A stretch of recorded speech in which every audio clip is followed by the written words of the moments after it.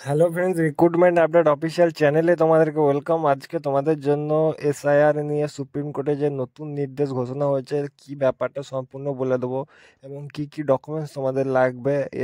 SIR নিয়ে তোমাদের যতগুলো ডাউট আছে আজকে এই ভিডিওর মাধ্যমে সব কিছু ক্লিয়ার করে দেবো। এখনও যারা আমার চ্যানেলটিকে সাবস্ক্রাইব করনি তারা সাবস্ক্রাইব করে নেবে, পাশে থাকা বেল আইকনটিকে প্রেস করে নেবে।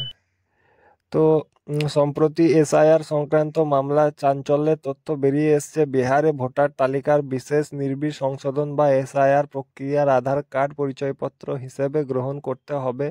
সোমবার শীর্ষ আদালত নির্বাচন কমিশনকে এমনটাই নির্দেশ দেন। এসআইআর এর জন্য মোট 11টি নথির প্রয়োজন ছিল, তবে সেখান থেকে বাদ পড়েছিল আধার কার্ড।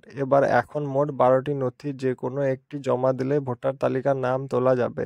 আধার কখনো নাগরিকত্বের প্রমাণ নয়, কিন্তু ভোটার তালিকার নাম তোলার জন্য এটি ব্যবহার করা যাবে বলেই জানান শীর্ষ আদালত। এদিকে কমিশনের শীর্ষ আদালতে জানায়, ভোটাররা এখন থেকে আধার ব্যবহার করে নিজের নাম তালিভুক্ত করতে পারবেন।